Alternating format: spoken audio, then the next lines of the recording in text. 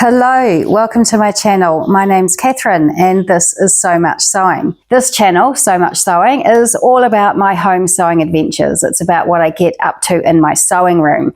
And actually at the moment I'm not getting up to much in my sewing room.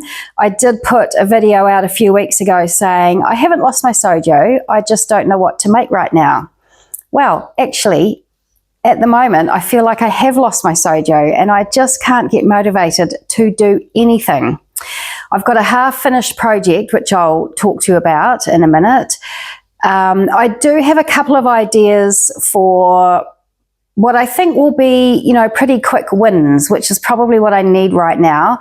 I've got some patterns and some fabrics that are just sort of mulling about in the back of my head so that when the inspiration does strike me, I can get in there and sew these things and feel like I've made an achievement, and hopefully that will kickstart me back into my sewing routine because like I say, I haven't really got the motivation to sew, but I would like to sew. So I don't really know. I don't know what that means. Have I lost my sojo? Probably. But what I'll do first is I'll show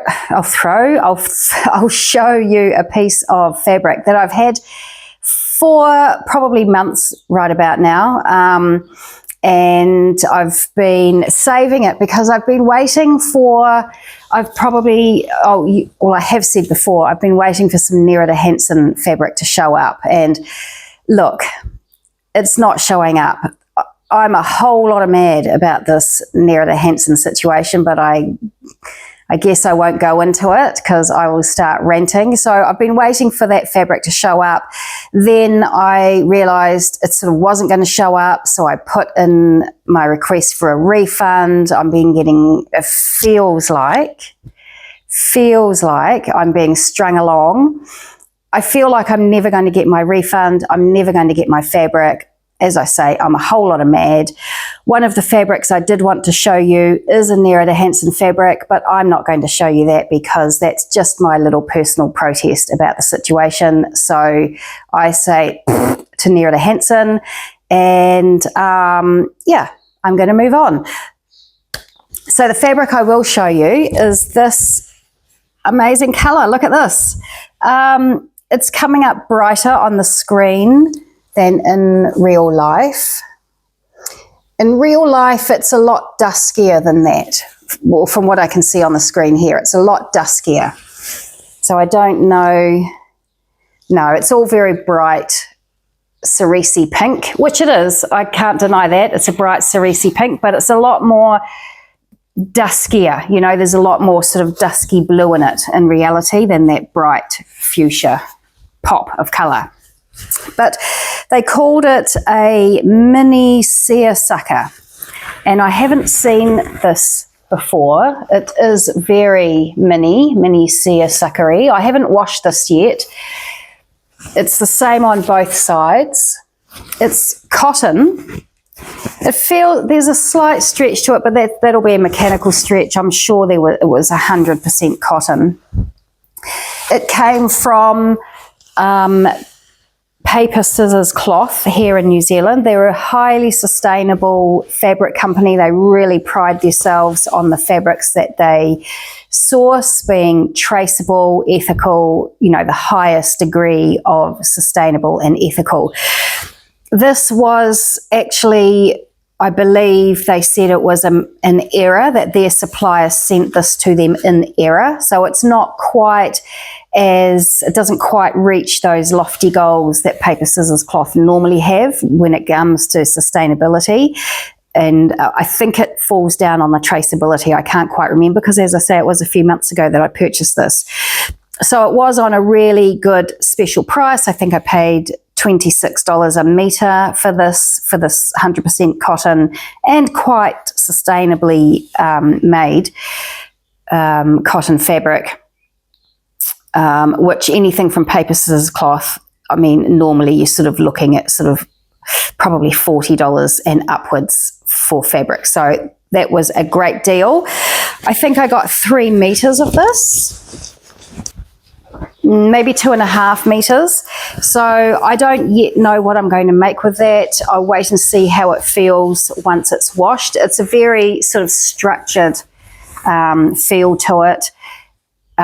It might make a good pair of trousers actually, or a jacket. It may wash up a little bit softer and lighter. I don't know. We'll see how it goes once it's washed, and I will decide then what I'm going to make with it. The couple of projects that I've got milling around in the back of my brain that I can whip out at a moment's notice over the Christmas holiday break when the mood strikes me is I have this fabric here, and I did buy this a long time ago. This was actually from Miss Maude Fabrics in New Zealand. It's an Atelier Brunette fabric, and they've called it a gauze, but it's not. I'm surprised. I mean, I only know gauze as in double gauze or sort of muslin-y type fabrics, and it's not like that. It's more structured than that. I mean, it looks see-through here because it's so far away from the body, but it's not really see-through. I suppose it has a reasonably wide weave on it, but it certainly doesn't feel gauzy. It's quite a smooth feel to it. But anyway, so it's called a single gauze. And as I say, I bought this a long time. It might have even been a year or 18 months ago. It was the first time I splashed out and bought a really expensive piece of fabric. I think this was about $44 a metre, which in my books is quite expensive. You know, it's not the most expensive I've paid now because I've got a little bit more obsessive. But it was a lot of money for me at the time. And so obviously I've just held on to it because it was so special, because it was so expensive. I do have 3 meters of it, but it's time to make it up. I love it. There's that lovely sort of midnight navy background and the cerise stripes on it. And so what I plan to make with this, actually I'll show you the other fabric first before I talk about the patterns, because they're sort of interchangeable. I'm not really sure which I'm going to do. This is a really lightweight cotton. I'd probably put it almost in a voile weight. It's sort of probably between a lawn and a voile. This came from Drapers, again, a really long time ago, and I've been holding on to this because it feels quite special. The green in it is probably a bit more green than you can see on the screen from what I can see. It is, again, a sort of a grey, bluey type green. Sort of maybe even tending towards sort of duck egg type thing. But anyway, yeah, again, this has been very special fabric for me. It wasn't expensive, but it was just special to me because I just loved it.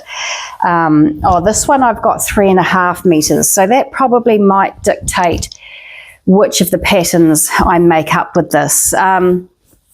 Because my 2 options for these fabrics is the Gabby dress by Fibre Mood, which I have made before and I love, and the Reggie dress by Seamwork, which I've made up before and love.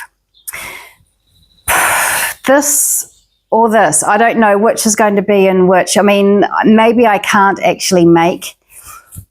I think the Reggie dress, this version, I'm going to try and find a photo of the version that I made recently, took every bit of 3 meters worth of fabric, and it's not the proper wrap, it's the faux wrap version.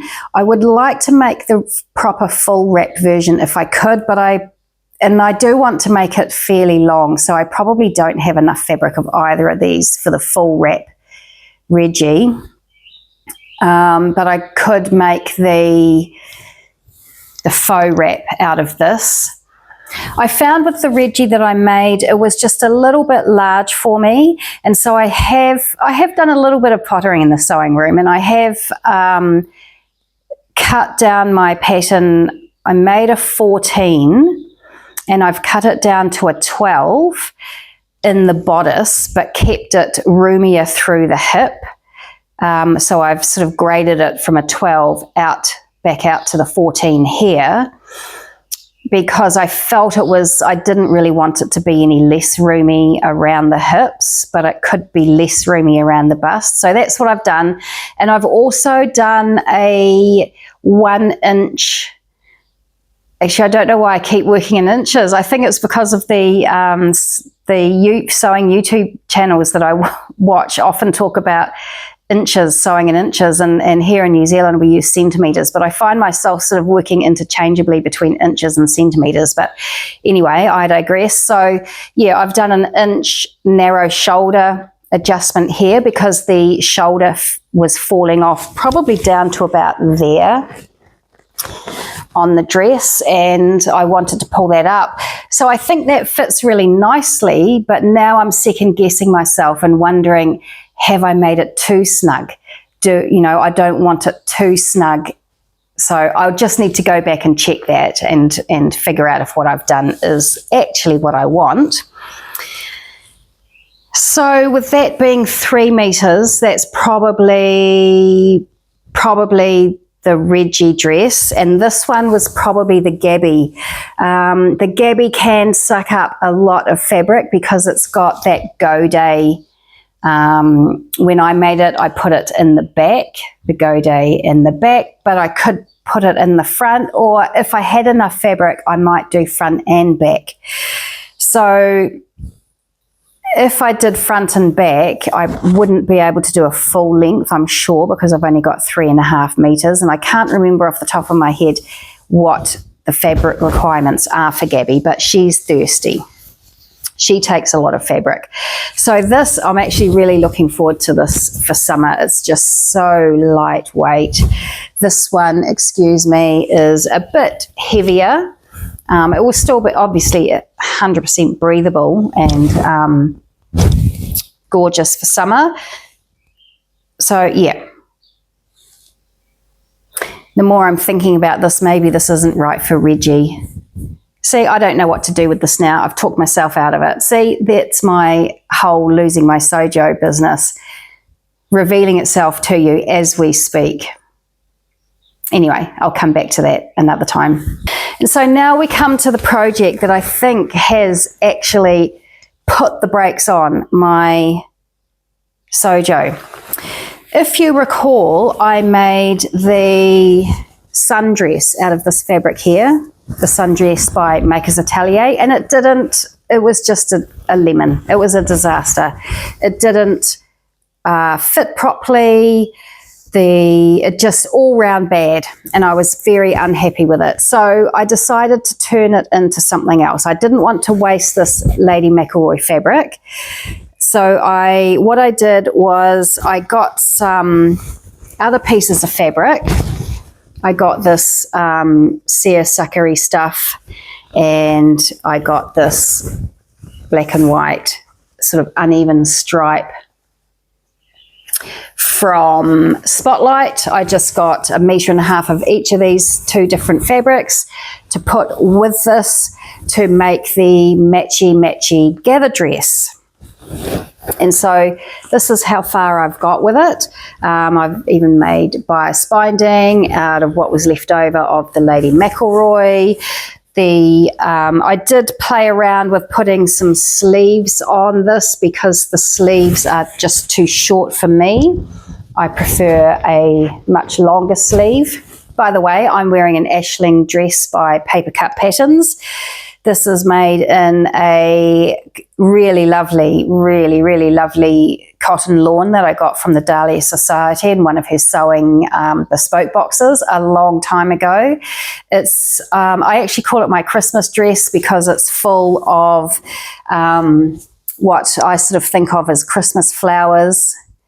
It's got Banksia and Australian flowers and bees and what have you, and I just always think of this as my Christmas dress. So I digressed onto this because it's got longer sleeves, and that's generally the sort of length sleeve I like. whereas this is very much just a little grown-on sleeve that will probably come to there on me, which I feel is too short. So I did muck around with putting a longer sleeve on it. I watched a video by Karina from Lifting Pins and Needles, how to lengthen a dolman sleeve. It didn't really go as well as I wanted it to, so that kind of, you know, put me off a little bit.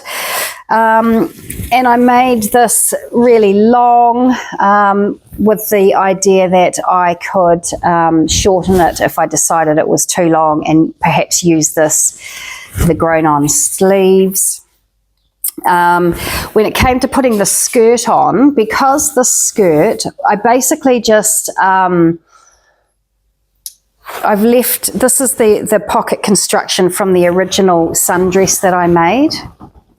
And so I basically just cut the sundress up the middle, and I put the pattern piece for the skirt of the gather dress onto the atelier, Maker's Atelier sundress. And because the skirt was a little bit more A-line and the gathered skirt, this gather dress skirt is very square, I found that I needed to put a little gusset, which just here on each section, just to square off the top of. And I did spend quite a bit of time trying to match the pattern here so that nobody would notice. And then I just got frustrated with that and just sewed any old bit onto any old bit. And you really can't see. Nobody will ever know because of the gathers there. So I think that was quite successful in just putting this tiny little gusset there to square off the skirt. So as you can see, I've gone a long way with this. I still haven't hemmed it, still haven't finished the sleeves. But the next step on this dress is basically that. I'm done with it. I'm done with it. I've worked so hard on that dress. I worked, you know, quite hard on the Maker's Atelier sundress to start with, and that was a disaster. And then I wanted to salvage the fabric and, you know, make something that I would wear out of it. So I spent the extra money on the extra fabrics to do some color blocking. And I put quite a bit of time in trying to elongate the sleeve and make the sleeve longer. That didn't work out. I put the bias binding on the neck. I put those gussets on the skirt panels. But it just, I'm not doing it. I'm not doing it anymore. It is over. Yeah, it's scrap. I was talking to Sarah, my sister, about what she's been up to, and she asked me how I was progressing with things, and I said I was really struggling. I was trying my best to do it, but I was determined to finish this dress because it was such a great idea to repurpose the fabric into something new and amazing, but it just wasn't working out. And she said, sewing's meant to be fun. If you're not having fun, then put it aside. And so that was some very wise advice from my little sister. And so that's what I'm doing. Putting it aside. I don't know if I'll ever pick it up again. It may well just end up being used for scrap, you know, pocket bags and that sort of thing. I don't know. I don't know. I just don't know. But for now, it's definitely off the cards. One of those two ideas, the Reggie dress or the Gabby dress, using these two fabrics will probably be next on my cutting table. Perhaps I'll decide what I'm going to make this into. And of course, I've got my Jara sweatshirt that I'm making up for my collaboration with Sarah. She is well ahead of me with making up her Rhapsody blouse, so I had better get a wriggle on and catch up. So that's it for me today, my last video before Christmas. I hope everybody has an amazing Christmas, no matter what you're doing, whether you're doing anything special or not doing anything special at all, whether you get amazing presents or whether you get no presents at all. It really doesn't matter. It's all about having a nice break at this time of year. You may not even celebrate Christmas as such, but it is so nice to have a break. I've only been at my job for 2 months, but I'm already ready for a break and looking forward to a week and a half off. So yeah, I hope everybody has a lovely time. Take care of yourselves over this Christmas holiday period, and I will look forward to seeing you again after Christmas. See you then. Bye-bye.